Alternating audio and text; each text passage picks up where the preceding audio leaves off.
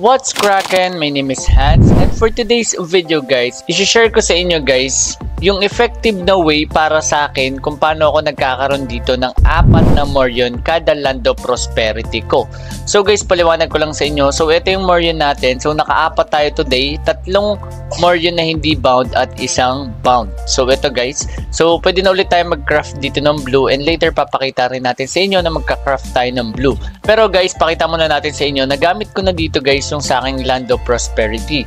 So ang gagawin natin is gagamit tayo dito guys ng timer, which is bali 1 hour to, and try natin guys pakita sa inyo yung gagawin nating technique. So first one guys is punta muna tayo kay Sandris. So bibili nyo dito guys yung attack speed. So sobrang need nyo ng attack speed kasi mas marami kayo mapapatay na mobs kapag nadagdagan yung attack speed nyo. So purchase natin yan. So next one guys, since na-purchase na natin yan, ang next naman natin gagawin is mag-change tayo ng class. So ang ginagawa ko kasi dito guys, nag-change ako into Archer. So wait lang natin after 5 minutes. So mag-change ako into Archer guys. Tapos ang gagawin ko ay doon ako sa level 30. So ito yung dungeon na yun. So dito lang tayo. Hindi natin gagawin sa level 40 kasi dito sa level 40 medyo nahihirapan din ako sa mobs. Kaya ko siyang patayin. Kaso nga lang, mas gusto ko dito guys sa level 1 kasi mas marami akong Morion na nakukuha. Pero pag kailangan ko naman ng pang diamonds like ito, may additional alluvial gold pouch and also may additional guild order message, pwede naman ako dyan. And also may additional din na lesser token. Kaso sa lesser token, pwede mo naman makuha yan guys sa area 1. So dito guys, dito lang tayo sa level 3. So wait lang natin guys mag 5 minutes, saka tayo mag-change ng class. Tapos once na makapag-change tayo dito guys ng class, pakita natin sa inyo yung magiging technique natin. So ayun, nakapag-change na tayo ng class. So punta muna tayo sa aking bag. At ang gagawin natin dito guys is gagawin natin tong Land of Prosperity. So bali 1 hour yan. Tapos punta na tayo guys sa Land of Prosperity. So dungeon, ayan, level 1, then enter. So ayan, 3k lang naman yan. So dito guys, ito yung next nyong gagawin. So since nakabow na tayo, hanap ka dito ng lugar na pwede nating pagpuntahan.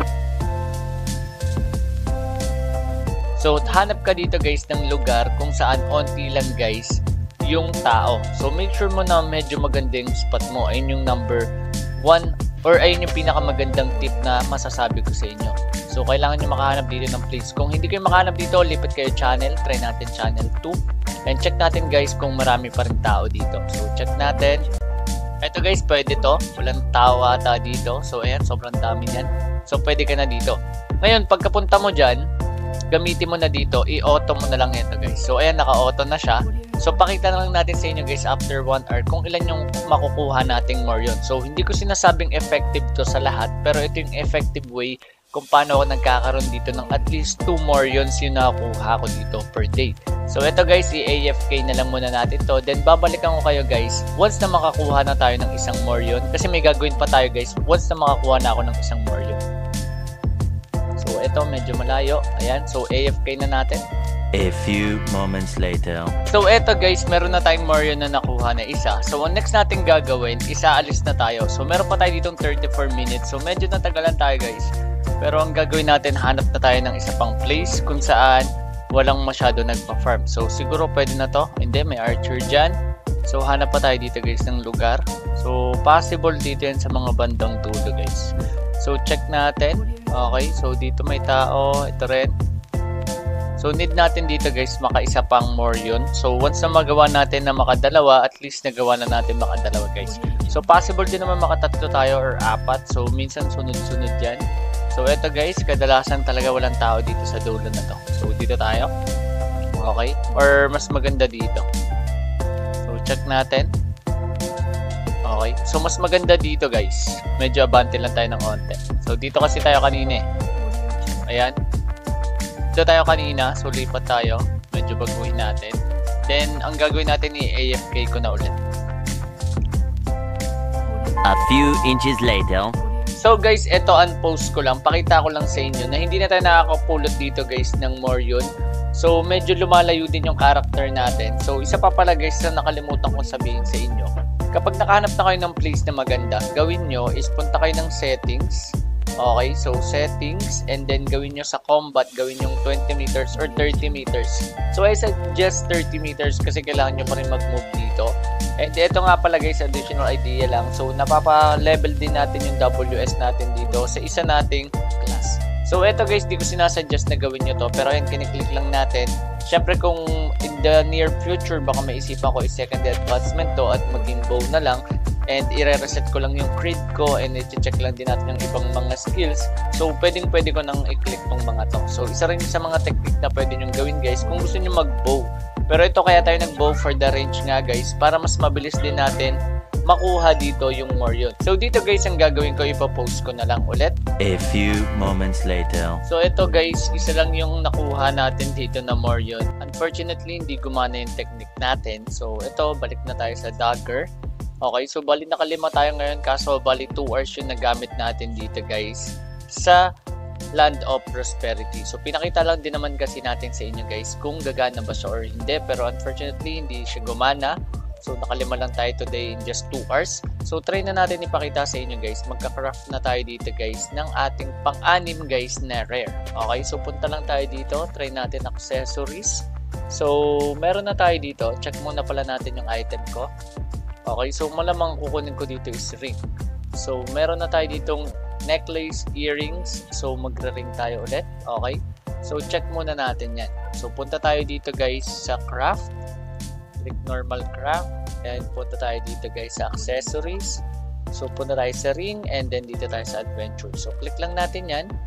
So try natin guys yung isa. Dapat ito guys yung ikukumpara natin. So accuracy is ito. So meron siyang additional bonus accuracy against normal types and accuracy nito is 6. So try natin siya guys i-plus hanggang 3 kasi na plus 4 ko to guys eh. So bali ang sabi dito guys is 10, tas ito, so additional 4 lang yung may dadagdag sa atin. Pero may PvE bonus damage siya. So pagdating naman dito guys sa earrings, so check natin sa earrings, ang sabi naman dito is MP. So hindi rin natin i-take ito malamang. So try natin i-plus 6 siya or plus 3 pala. So bali ang nakukuha lang din naman natin dito guys is plus 5. So mas malaki dito kasi yung ring ko na green na pa plus 4 ko siya. So mas malaki guys yung accuracy na makuha ko kapag earrings yung pinili ko. So ganito na lang yung risk na gagawin natin. So gagawin ko is ring kapag mababasag yung isa natin ditong kulay green. So try natin dito guys mag-plus ng ating ring. Kapag nabasag siya, ika-craft na natin dito guys yung kulay blue or yung rare guys na ring. Okay, so ayan, confirm lang natin and kung mababasag ka, papalitan na kita ng rare.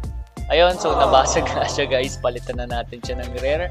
Okay, so ang kailangan ko sa rare is balik tayo sa normal craft. Okay, so check natin tong accessories, dito tayo sa ring. And check natin, kailangan lang natin ng quartz mineral. So meron kasi ako dito guys na chest. So hindi ko kailangan problemahin dito guys yung mga materials. So dito kunin lang natin to. So kuha lang tayo dito ng quartz. Okay, so 50 pa lang yung quartz ko. So siguro kailangan ko dito ng at least 3 or 4. So ayan, meron tayong 160. Okay, so ika-craft na natin dito guys yung ring. So dito tayo sa ring or dito tayo sa accessories, ring. And then, ito yung ating ika-craft. So, ito, pang additional natin. Okay. So, wala na tayong papag-compare dito kasi nga may kulang tayong ring. So, craft na natin to guys. So, meron akong 24 na papyrus and 300k yung magagastos natin dito. So, craft. And ayun, may nakuha na tayo. So, ipa-plus lang din natin yun guys.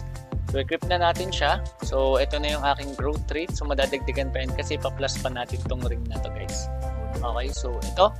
So, gawin natin is punta ulit tayo dito sa aking bag at kumuha lang tayo ng pang plus dito guys ng ring.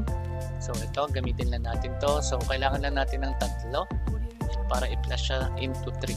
So use and then gamitin lang natin. So refines na lang yung kulang ko dito and ayan, napa-plus 3 na natin siya. So ito na yung ating growth rate at 193 na guys yung base line ng ating accuracy. So nadagdagan na and pwede na tayo dito guys mag-quest ng mag-quest. So siguro need ko na lang ng 210 at least para din ako mag-miss doon sa mga kalaban. So ito, off lang din natin to. And ngayon guys, para syempre maging sulit yung video na ito, i-try na natin i-plus 4 itong aking talisman. So kasi meron akong plus 3 dito, so try natin i-plus 4 itong bago or yung binigay sa atin. So ayun, pag-plusin lang natin yan. So i-try agad natin siya guys, i-plus 3. Okay, so check lang natin. And enhance. Isa pa nating enhance.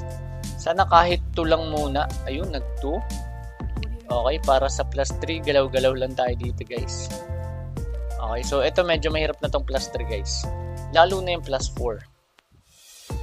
Okay, so pinili natin quadrant is right, upper right. Ayun, nabasag na guys. So ayun, sobrang hirap talaga. So hanggang plus 3 lang muna tayo dito guys sa clock.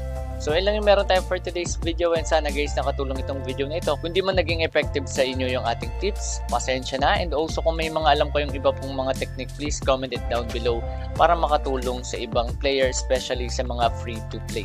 So maraming salamat guys, and sana i-follow nyo ako sa aking TikTok account and also subscribe to my YouTube channel. So God bless.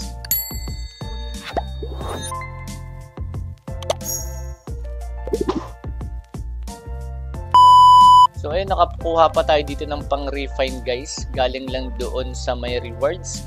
So ayan, check natin. Critical, HP regen, nakamax, sayang. Pero accuracy kasi kailangan natin, and HP regen, bonus damage, normal type. So sayang, ito lang nakuha natin. So okay na yun, and